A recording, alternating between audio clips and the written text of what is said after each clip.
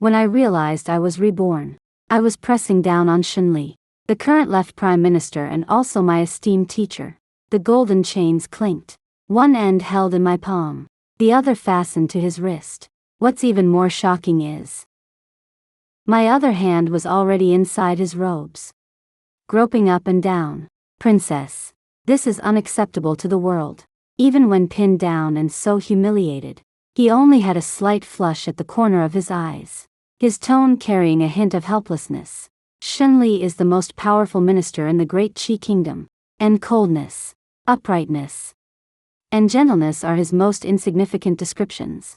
At this moment, half of his face was shrouded in darkness, leaving only his rosy lips glistening. Scenes from my past life involuntarily flashed before my eyes. I loved my teacher, using ruthless and overbearing means, including forcing myself on him, using drugs to seduce him, threatening suicide, despised by the world.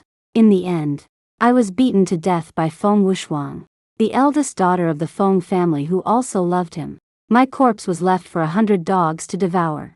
Thinking of this, I felt a burning sensation in my palm and suddenly pulled away.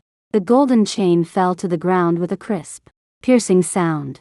At this moment, I had no idea that the chain would be fastened to my ankle in the near future, from which I would never escape for the rest of my life. Bang! I recoiled violently, my body uncontrollably hitting the corner of the table opposite the long couch. Shenli frowned slightly at the sight, his voice tinged with urgency. Princess, did you hurt yourself? His clear, cold voice startled me, and the scene of my corpse being devoured by dogs flashed through my mind again. Immediately, I scrambled to his side and pulled out the key from behind my waist. While explaining, I unlocked the chain. This princess. Teacher, I know I was wrong. This princess shouldn't have imprisoned teacher. Shenli's voice was hoarse as he slowly uttered 2 words. Imprisoned. I shuddered again. His voice was like wine laced with aphrodisiacs. I would become infatuated just by hearing it. The more anxious I became, the clumsier my movements were. The key just wouldn't open the lock.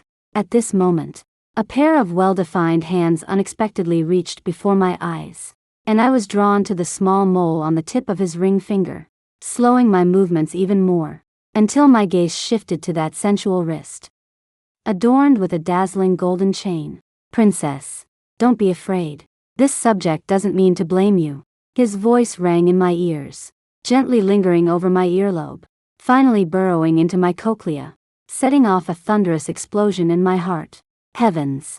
Such a captivating beauty. Who could not love him? But the thought of my horrible death forced me to calm down. Heavenly spirits, earthly spirits. Beauty ruins the country and leads to an early death. At the moment my fingers trembled. Shenli's large hand covered the back of my hand, and with just a gentle force, a click was heard. The chain opened, falling onto his intricate, plain white robes. I quickly retracted my hand, bent down to pick up the chain, and hid it behind me. I lowered my head, looking at his exquisite robes. Left Prime Minister. This princess only acted recklessly in a moment of heat. It won't happen again. My voice was sincere, and my tone was even more genuine. This subject believes the princess. His voice carried a hint of a smile. Shenli fiddled with his fingertips, and my gaze involuntarily fell on the small mole. What to do? I really want to kiss it. Did the princess bump into something just now? Does she need me to find the imperial physician? Shenli's deep, numbing voice came from the front again. I retreated repeatedly, waving my hands haphazardly. No need. This princess is tired and wants to return to her chambers. With that, I didn't dare to look at him and ran out quickly. Thus, I missed the desire that had not yet faded from his stern and profound eyes. Shenli is a powerful minister whom the emperor has specially allowed to live in the palace. Considered half an adopted prince in the Daqi kingdom, he is second only to the emperor and can manipulate everything. And this lofty figure has been eating and living with me for nearly 10 years. How can I not love him? From Shenli's Xieyang Palace to my Xingyang Palace, one has to pass through a long street, where my personal maid, Zhizhi, is waiting for me. The moment she saw me, she ran over and chattered around me. Did the princess succeed? But, she hesitated. But, is the left prime minister that fast? My eyes widened suddenly. Who did this dead girl learn such dirty things from? I shoved the golden lock chain hidden behind me into her arms and said stiffly, "Don't ever say such things again." Gigi continued to ask, "My princess, did you succeed or not?" I pinched the fingertips that had touched Shenli's lean waist, which were still burning. "It didn't happen. And it won't happen in the future. Find a box to lock up the things in your arms. I don't want to see them again." I avoided Shenli for a full 10 days. And even missed a few major classes because of it. This caused extreme dissatisfaction from the emperor. He sent his personal eunuch to supervise me. "My princess, you should go to class. You can't miss Master Shen's class." Eunuch Shen is over 60 years old, his body hunched over. And he speaks softly. Besides, don't you love listening to Master Shen's lectures the most? Did he punish you? Tell this old servant, and I will report it to His Majesty. I waved my hands repeatedly and finally compromised. "Eunuch, don't guess. The teacher didn't punish me. I will go to class tomorrow. Speaking of which, if it weren't for Shenli, there would be no me today." Shenli is 7 years older than me. It is said that when he was born, auspicious signs appeared from the heavens. At the age of 7, he was taken to the palace by the emperor and raised personally. On the day I was born, it was pouring rain. And when I cried for the first time, my mother passed away. Everyone said I was an ominous star, and even the emperor had the intention of abandoning me. But he knelt down and pleaded with the emperor. His Majesty is benevolent, and the princess is pitiful. If His Majesty does not like the princess, Ali is willing to raise her on behalf of His Majesty. Because of this one sentence, I ate and lived with him for 10 years. Until I moved out of his residence at the age of 10. It was also that year that he was appointed Prime Minister and became my teacher. The next day, I arrived late, and I immediately saw him standing in the hall in a plain white moonlight robe, in the perfect light of early summer. He looked like a celestial being from heaven, clearly dressed solemnly, yet inexplicably enticing me. Peach blossom eyes, thin lips. When he turned back to look at me, his eyes were full of tenderness that couldn't be melted away. I was afraid I couldn't control myself, so I quickly averted my gaze. "Princess, are you late?" he said with a reprimanding tone, but full of doting helplessness. My heart seemed to stop beating. "I haven't been feeling well lately, so I missed class. Please don't blame me." "Teacher." I bowed respectfully and then sat down in my seat. Shenli opened his mouth slightly, hesitating to speak. "Teacher, it's time for there are tall trees in the south, but I cannot rest under them," I reminded him, suppressing the throbbing in my heart. Shenli was slightly stunned, then continued to lead the students in reading aloud. When he read aloud, he liked to walk slowly around the classroom, his gentle robes always brushing against my skirt. Layers of pink and white overlapping and intertwined. I couldn't help but look at him.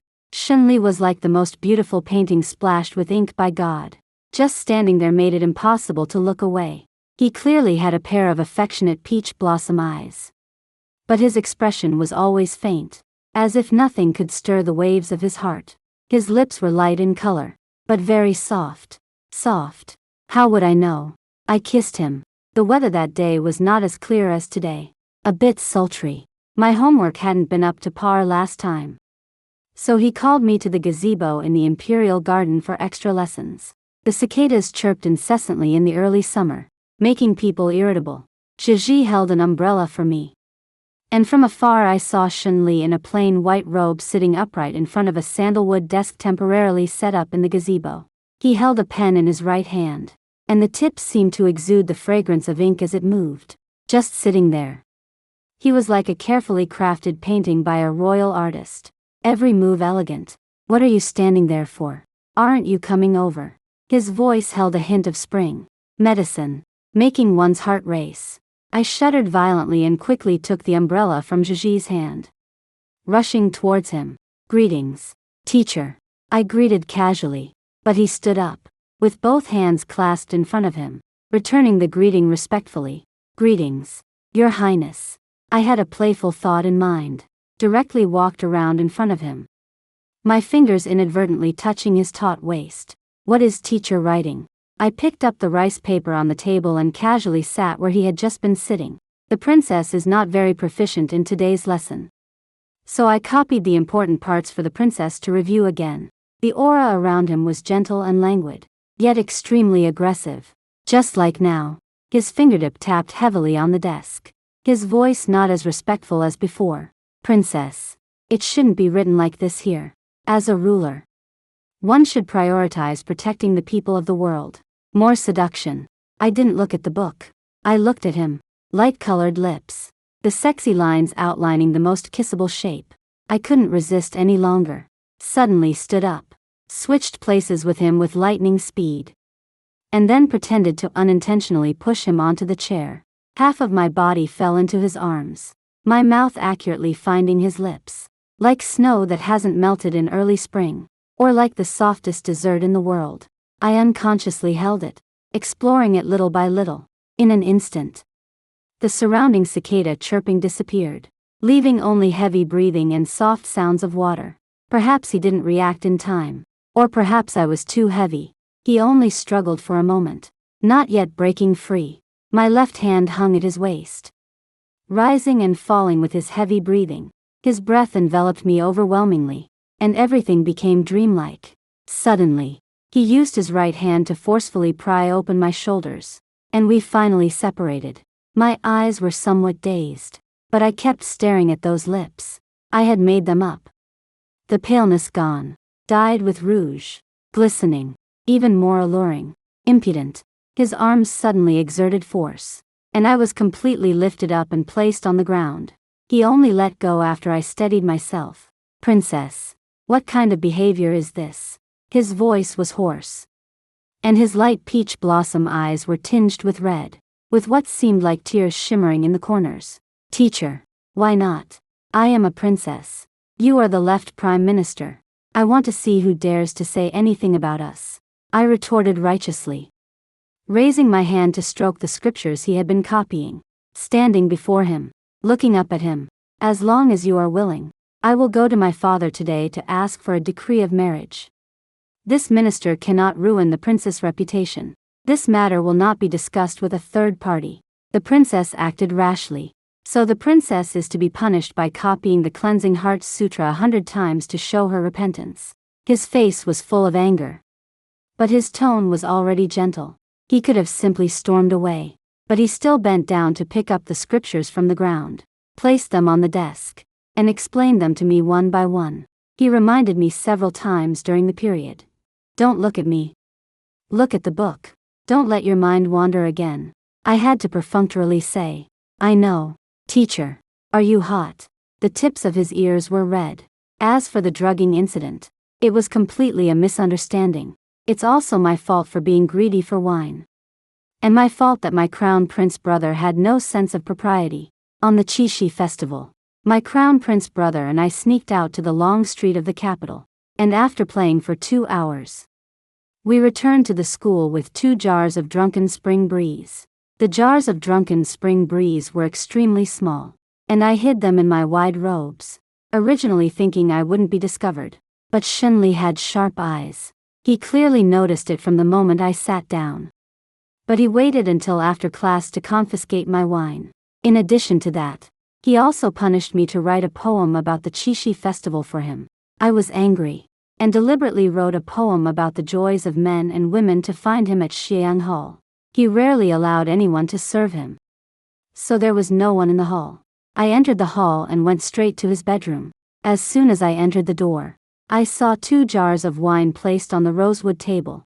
I looked around for a moment, confirming that there was no one around, then placed the poem on the table, following the principle that since I had been punished, I should naturally drink the wine, and opened the drunken spring breeze to guzzle it down. The entrance was a refreshing and sweet peach blossom fragrance, which instantly permeated my heart and lungs. The fatigue all over my body disappeared in an instant, and I held the wine jar squatting on the ground, taking another big gulp. Suddenly, a sound of water came from the inner hall, and my whole body was blurred by the wine. relying on instinct. I got up to explore. This wine is really strong. Every step is like walking on clouds, floating like an immortal. I pushed open the ink-splattered screen, and my whole body froze on the spot. The sound of water exploded in my head. But the surroundings were silent. All that remained in my vision was the rising mist and Shenli's cold, smooth back, with residual water droplets trickling down his neck. His semi-wet hair partially obscured his form, allowing me to faintly glimpse his sensual waistline. Clatter. My hand went limp, and though the wine jar had clearly fallen on the carpet, my heart stopped. Who is it? Shenli turned sharply to face me. I covered my nose with both hands, feeling a rush of blood to my head. It's me. I didn't mean to. Instructor. Please forgive me. I turned away awkwardly, wishing I could immediately rush out of the room, but the wine had gone to my head, making me bold. I glanced back again, but this time the view was much closer, so close that I suspected Shenli was deliberately seducing me. Alas, it was all my imagination. Shenli was known for his impeccable virtue, a celestial being. Sure enough, the next second he raised his hand to cover my eyes. My eyelashes fluttered involuntarily, brushing against his damp palm. His breath had never been so clear, the scent of soapberry lingering around me, eventually tinged with the fragrance of peach blossoms. Princess, please do not look at this subject. My mind was filled with the scent of peach blossoms. I blurted out without thinking. Shenli, did you also drink drunken spring breeze? I rarely called him by his given name like that. His body stiffened, and he was about to push me out of the inner chamber, but I suddenly pulled his hand down, staring unblinkingly into his eyes. Shenli, you smell so good. He draped a large robe over himself, leaving only the skin on the side of his neck exposed. I tiptoed closer, but he raised his hand to hold my chin, stopping me. I was stunned, my mind unable to process what was happening. On instinct, I kissed the small mole on his fingertip, laughing carelessly. Shenli, I love you. Mushin. You're drunk. He looked at me with an expression I couldn't decipher. I didn't know how I got back to my sleeping quarters that night, only remembering that I had a lewd dream. In the dream, Shenli was not as pure and ethereal as usual. He held my waist tightly with one hand, pulling me into his arms. I could even hear his not-so-calm heartbeat, pounding against me. His captivating lips grazed my ear, his sensual voice sending shivers down my spine, gently caressing the wise heart. Dewdrop peonies bloom. The joy of union achieves harmony. He was reciting the poem I had written, with that sensual voice. I felt weak all over, wishing I could die drunk in his arms. Later, I learned that drunken spring breeze was a well-known aphrodisiac among the people. I suddenly woke up from the dream, my breathing faster than usual. I raised my hand to wipe the sweat from my forehead, but encountered resistance. Looking to the side, it was Shenli. He was holding my hands in both of his, sleeping against the bedside. I watched his curled, slender eyelashes cast a shadow beneath his eyes, surrounded only by the faint chirping of birds. Perhaps the dream had given me courage. I carefully withdrew my hand and took out the iron chain that I had asked Gigi to make a few days ago from the cabinet at the head of the bed. Splash, snap, winding, locking. I repeated the movements I had practiced countless times in my mind. Pure black iron chains loosely wrapped around Shenli's wrist bones. The god's detachment and human desire cleaved apart. I kissed his lips, not rushing to enter, savoring them carefully. Teacher, is this the only way you'll want me? I muttered to myself.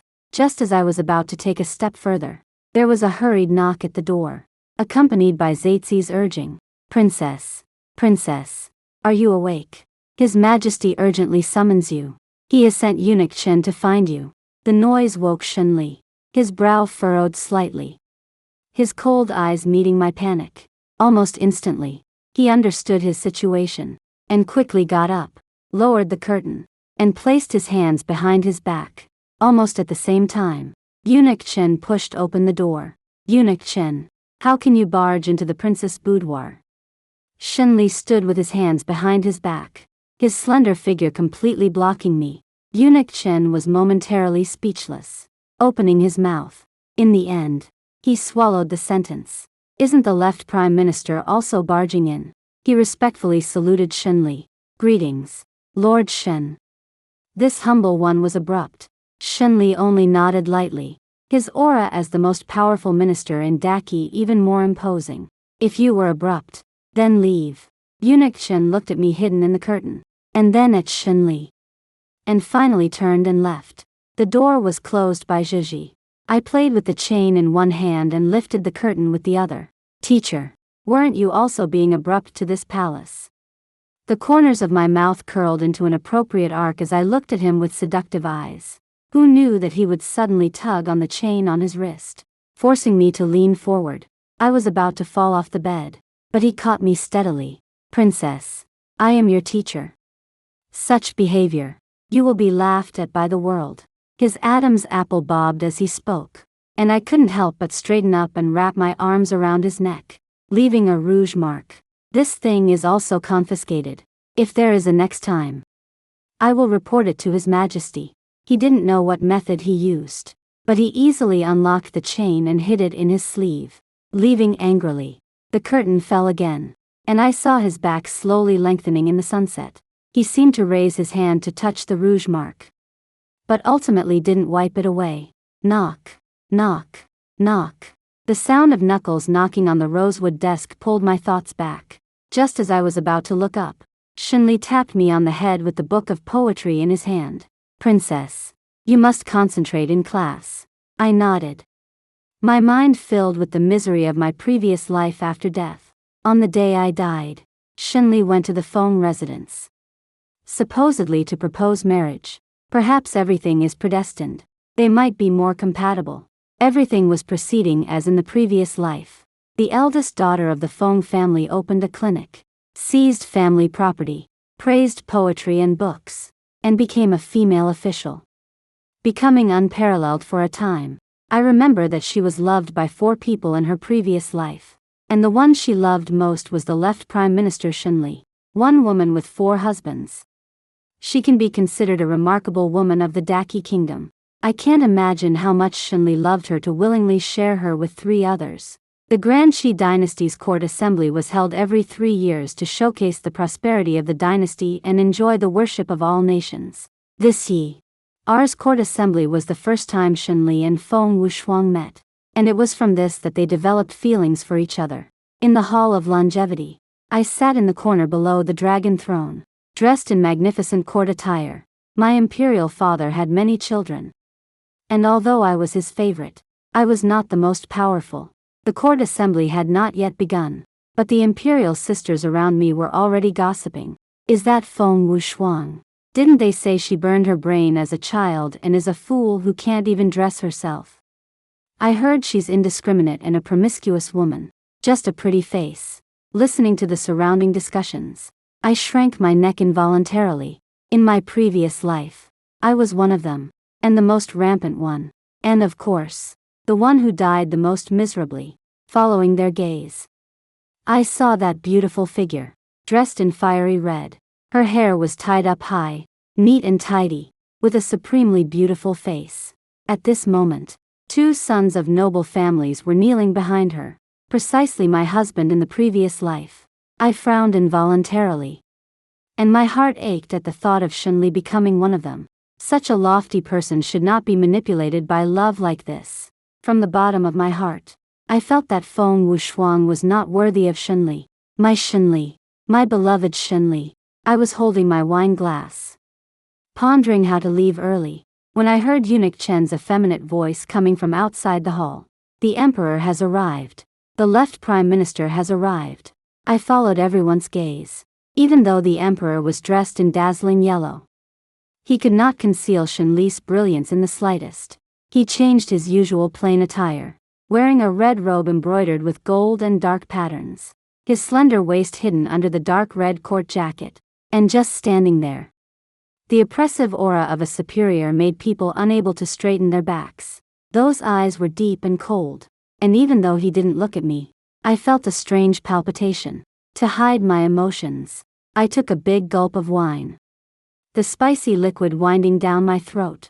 My heart felt stuffy and burning with pain. After returning to my seat, I drank one cup after another, using the drinking as an excuse not to look at him. But I couldn't ignore the way he was looking at me, with 3 parts reproach and 7 parts helplessness. Why are you looking at me? Why don't you look at Feng Wuxuang? Didn't you fall in love with her at first sight? I scanned the two of them with blurred eyes, watching Shenli say something to the person next to him, and then that person ran to Feng Wuxuang and whispered. Feng Wuxuang's movements didn't change, but the way she looked at Shenli became even more aggressive. I was too lazy to care about their private affairs and took advantage of the opportunity when others were toasting me to drink 2 more cups. At this moment, Shenli's gaze fell on me again. He sat to the left of the emperor, second only to one person and above all others, watching me clearly. I hiccuped and, emboldened by the alcohol, glared back at him. Shenli, I will no longer love someone who doesn't love me. It's too tiring. If you really love Feng Wuxuang, I will wish you happiness. Clatter. Tears fell down my cheeks into the wine glass without me knowing when, and I hurriedly lowered my head, no longer looking at him. The climax of the Grand Court Assembly was Feng Wuxuang's dance. She performed a duet she'd learned from an unknown source, accompanied by the Imperial Orchestra playing melodies I'd never heard before, and she invited the man beside her to join her. Her figure was graceful, and every smile and glance was aggressively captivating, as if she were about to trample anyone underfoot. Shenli was probably attracted to her by this unique aura. I pretended to glance unintentionally at him, sitting high above, but discovered he was still looking at me, only his gaze had turned from helpless to gloomy, even threatening. As if I dared to drink another cup, he would immediately slam the table and rise. Startled, I quickly put down my wine cup, sat up straight, and stared unblinkingly at that bizarre dance. Finally, the events of my past life unfolded again. At the end of the dance, Feng Wuxuang lost her footing and sprained her ankle. The emperor instructed Shenli to accompany the imperial physician to treat her. In my past life, I didn't speak to the emperor for a month because of this. Before I died, I learned from Feng Wuxuang that Shenli had gone to personally apply medicine to her and massage her leg. I watched Shenli get up and leave, my eyes welling up with soreness again. Forget it. Forget it. As long as he's happy, as long as I can live. The next performance was my sword dance.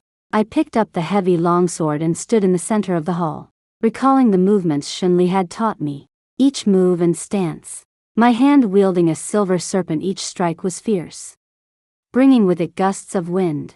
The gloom in my heart was released with the help of the alcohol, and I even won the praise of the crowd. But perhaps due to my unstable emotions, I accidentally cut my arm when finishing the last move. I turned around smoothly and hid my arm behind me, so no one noticed my wound for a moment. I returned to my seat, and that dark red figure still hadn't returned. I picked up the wine pot I had just put down and quietly left the main hall. I came to the pavilion where I had first kissed him. The rosewood desk was inexplicably still there, but everything had changed. The person I loved had long since been embracing someone else somewhere. The smell of blood filled my nose, probably due to blood loss.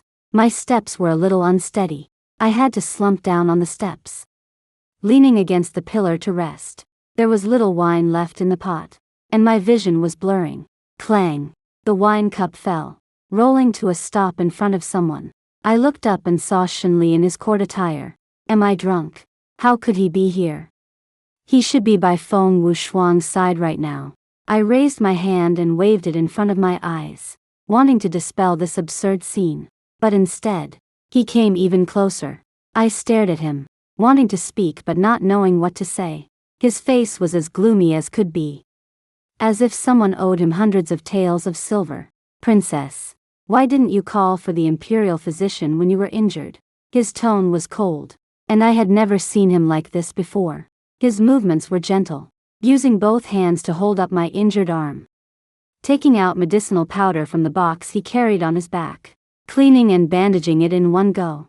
Is this palace drunk? I parted my lips slightly, my voice hoarse. The princess is drunk, not knowing how to cherish her own body. How can this subject feel at ease with you like this? Why should the tutor feel at ease? Does the tutor have someone he likes? I knew I was crying, because the Shenli in my eyes was blurred. I was at a loss for words when Shenli asked me that. He opened his lips, then finally raised his hand to wipe away the tears from the corners of my eyes. The person this subject loves. He looked at me. This subject loves her. So naturally I must protect her. I cried even harder, almost blurting out the words. Feng Wuxuang isn't worth your love. He panicked and hurriedly asked. Is your highness wound hurting? This subject will go and summon the imperial physician immediately. I grabbed his sleeve, shaking my head as I said, Shenli, hug me, kiss me, just one last time, okay? I won't bother you anymore. One last time. I vowed secretly in my heart. One last time. Then I'll let go, and we can both be well. In the pavilion that day, I got drunk. I dreamed that Shenli kissed me. He was aggressively forceful, his arm around me like an iron clamp, squeezing so hard as if he wanted to embed my entire being into his body. He kissed me while wiping away my tears. He said, Mu Xin, I love you. Please don't hide from me anymore. Okay. His kiss was passionate and gentle, forcefully brooking no resistance. That innate warmth within his body gradually swallowed me whole. This feeling vanished after I woke up from my drunken stupor. I also dreamed of the scene before my death in my previous life.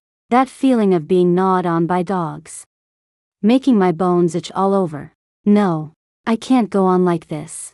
I need to divert my attention. That very day, I reported to my father, the king, that I wanted to choose a consort.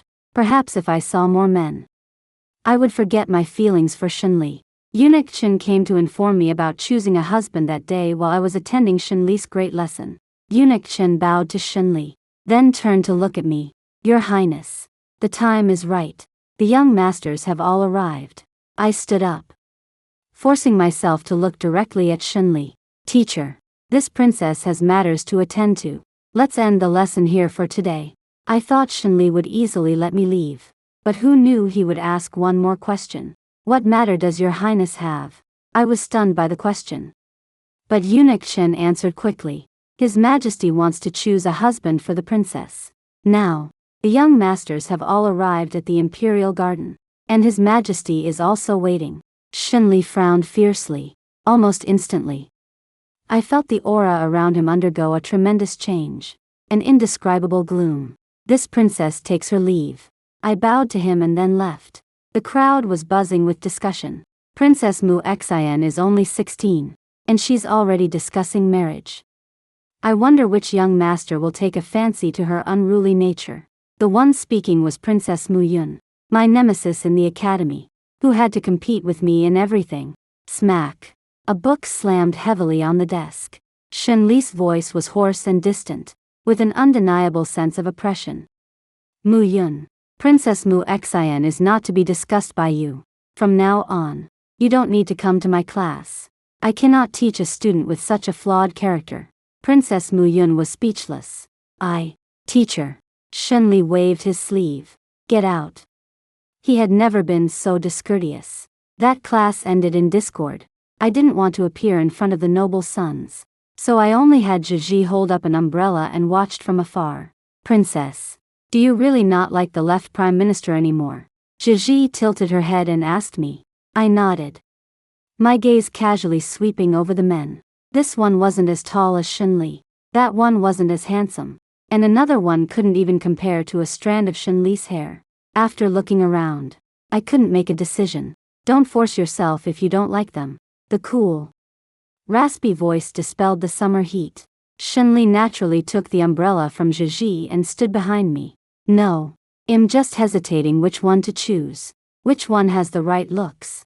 Which one has the right talent? Ugly and misshapen. Lacking in talent. Shenli said without any politeness. Yes. How could I, who had loved Shenli, ever fall in love with someone else? But I had no choice. He didn't love me. Why is the tutor here? I changed the subject. I am the princess teacher, so naturally I must offer my advice on the princess marriage. Me. Oh. His tone was sharp and mean. I thought he was jealous. Turns out, It's just responsibility again. That one over there. The one in white holding a fan. I like him. I pointed casually at one. Dodging his umbrella. I'll go report to the emperor right away. His eyes followed me as I ran away. Until I was out of sight. Then he turned his gaze to the man. His eyes seeming to want to tear a piece of flesh from him. It was the Chichiao festival again. And my father arranged for me to spend it with that white-clad gentleman. The white-clad gentleman was named Wuziki. And he was from a prominent family in the capital, but far inferior to the Shin family. Wuziki was smooth and worldly, unlike Shinli, who was aloof and detached. I sat by the lotus pond in the imperial garden, watching the lotus flowers. And he chattered incessantly beside me, praising my beauty one moment, praising my etiquette the next. It was very noisy. Big brother, can you shut your mouth? My tone was not good. Wuziki was stunned and stopped talking, but still stood behind me like a pillar. I was very annoyed, staring at my reflection in the lotus pond. I suddenly wanted to go out of the palace and take a look. Hey, can you take me out of the palace?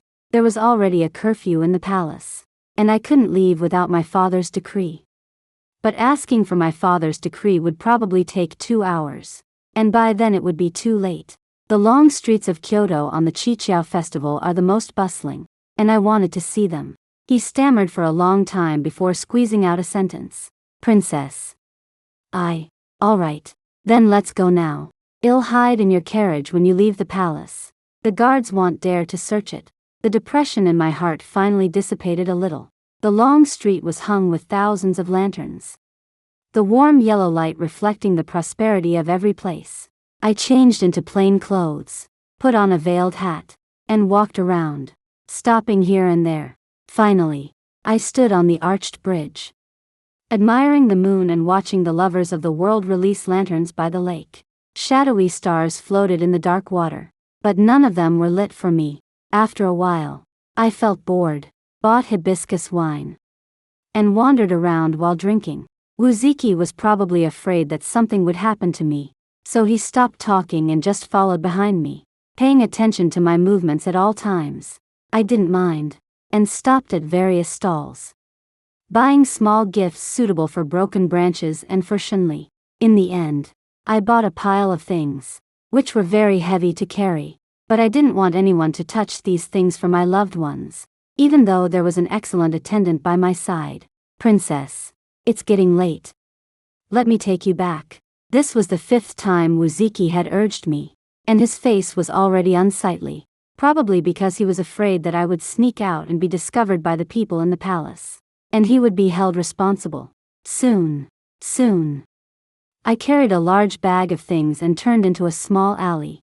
Out of the alley was the main road leading directly to the palace gate. Just then, a gust of cold wind fell from above my head.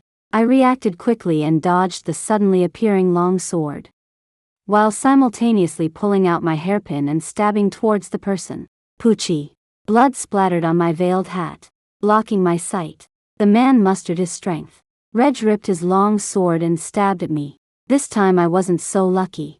I was stabbed in the arm. The same wound as last time. Princess. Wuziki was so frightened that he was out of his mind. I held my arm and shouted at him. You son of a BTCH. Go to the palace and get reinforcements. He came back to his senses in an instant and ran, but in the wrong direction. Not towards the palace, but towards the long street. Idiot. Abandoning me at this time. Did he expect that I would die? Well, I'm not far from death now. The assassin has accomplices, and I can't resist 2 men alone. I was stabbed straight through, with no way to avoid it. The veiled hat blocked my sight, and I only felt that the moonlight today was particularly gentle. Shinli, if I had known that I would die in this way, I should have forced myself on you when I was reborn. After all, dying under the peony flower, I would be a romantic ghost. My vision became more and more blurred, and the long sword that pierced me was pulled out again, and blood stained the alley red. Finish her off quickly. I heard one of the thieves urge. I'm just going to slit her throat. The voice stopped abruptly. Then, even hotter blood splattered on me. The thief fell instantly, and I fell into a familiar embrace. A cool fragrance accompanied by a faint floral scent wafted into my nostrils. Relief. I used my last strength to lift the veiled hat, wanting to confirm if it was him. But there was another poochie sound. I lifted the veiled hat and saw Shinli with a cold face, the long sword he threw out pinning the other thief to the ground. I wanted to speak, but as soon as I opened my mouth, a mouthful of blood gushed out. I panicked, coughed twice, and tried to swallow the blood in my mouth. I wanted to look at him more and talk to him again. I love you. Never faked it. In my sight, Shinli was in a state I had never seen before. His eyes were bloodshot. He held me tightly in his arms, and his fingers were trembling. I won't let you die. No honorifics. No composure. No respect. He was even ordering me. He panicked. Why did he panic? His tone was flustered without him even realizing it. Mu Xin. Hold on. Please. Don't sleep. Okay. Plop. Burning tears fell on my face, mingling with blood and soaking into my clothes. I panicked, raising my hand to wipe away his tears, wanting to hug him, to tell him I don't hurt, but I couldn't lift my hand, nor could I open my mouth. My consciousness gradually blurred. I thought, dying in his arms isn't bad. Better than the ending of the previous life. My sense of smell was the first to return. The faint, cold fragrance entered my nose, and I instantly thought of Shinli. Why is he here even in the afterlife? Isn't our entanglement resolved yet? I moved slightly, and a sharp pain shot through me, along with a tinkling sound, close to my ear.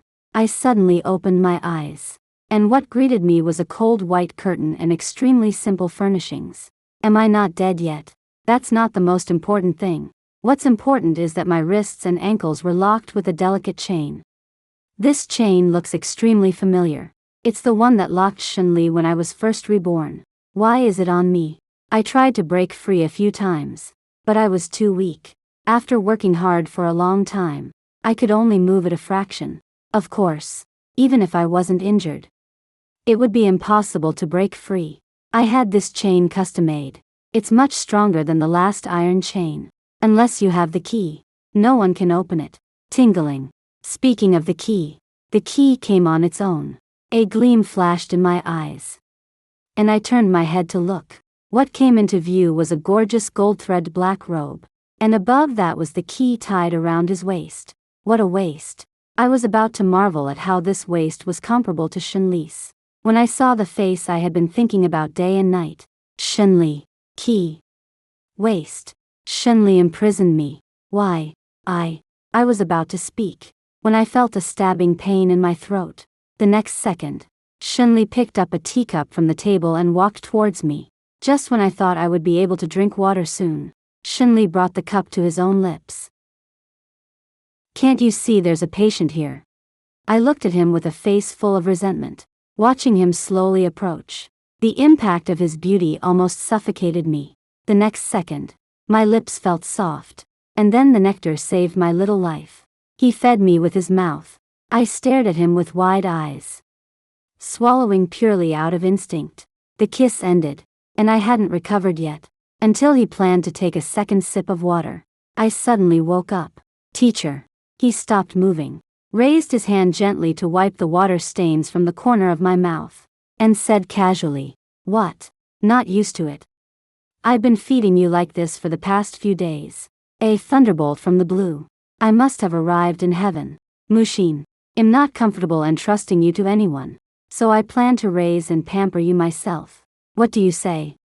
The doting and tenderness in his eyes almost drowned me. With the last of my sanity, I asked, "Doesn't Master love Feng Wuxuang?" Shinli frowned deeply. When did I ever say that? That day at the Grand Court Assembly. It was merely the Emperor's decree for me to accompany her to see the imperial physician. If the princess is displeased, this subject will defy the decree next time. His serious tone made me believe he would really defy the decree. But he interrupted my rebuttal. There are no buts. I am enamored with the princess. Have been for far too long. So long that it seeped into my bones. Impossible to dig out. This subject originally intended to hide this desire in my heart, to take it to the grave. But now this subject has changed his mind. This subject will entangle the princess. For all eternity. His expression was obsessive and deranged. The hand gripping the golden chain was white from the force. I stared at him blankly, unable to believe that happiness had come so easily. Watching him approach slowly. This subject wishes to know. Does the princess still harbor feelings for this subject? When he said these words, his voice trembled slightly. His fingers gripped the chain tightly, as if the moment I said no, he would imprison me forever. I do. It was almost a slip of the tongue. He breathed a sigh of relief and placed a kiss on my brow. The wedding will be set for 3 months from now. On the prince's birthday. This subject will prepare everything for the wedding. The princess should focus on healing. Having said that, he released the golden chain. His gaze landed on my lips, gave them a peck, and then turned to leave. I had been charmed by him. And it wasn't until Gigi pushed the door open that I realized I was already chained. Zaitsi's expression was not good. Her eyes were red, as if she had just cried. What's wrong? I didn't mind being locked up by the person I loved. I read in storybooks that it was a form of foreplay. Princess, you have no idea how crazy the left prime minister has been during the time you were unconscious. He locked you up and forbade anyone from visiting except for the imperial physician. Even the emperor was turned away. The more she spoke, the more agitated she became. And the more I listened, the more shocked I was. So, this was his undisguised love. In these past few days, he has imprisoned all the forces behind those 2 thieves. The eldest daughter of the Feng family, who has been in the limelight recently, had her limbs crippled by the left prime minister and is said to have gone mad. Shenli crippled Feng Wuxuang. I asked in disbelief. Zaitsi's words had not stopped. Also, Wu Ziki, who abandoned you. It is said that Lord Shen found evidence of their family's corruption. And he is probably not far from being imprisoned. What about the wedding? I still couldn't believe that I was going to marry Shenli. Just a few days ago, I was planning to stop pestering him. The wedding was a reward that the left prime minister requested from the emperor in exchange for 10 years of his political achievements. The emperor agreed. I couldn't imagine what he would have done if I hadn't said I loved him just now. Let the emperor withdraw. The decree. No, he wouldn't. He would make me get married with the golden chain. I could see that his possessiveness towards me was even greater than mine towards him. On our wedding day, the entire nation rejoiced. My red makeup stretched for 10,000 miles. And the whole street was filled with people hoping to share in the good fortune. Shenli, in red attire, rode his horse at the front, like a victorious general. I sat in the bridal sedan, making eye contact with him. In those peach blossom eyes, there was only me.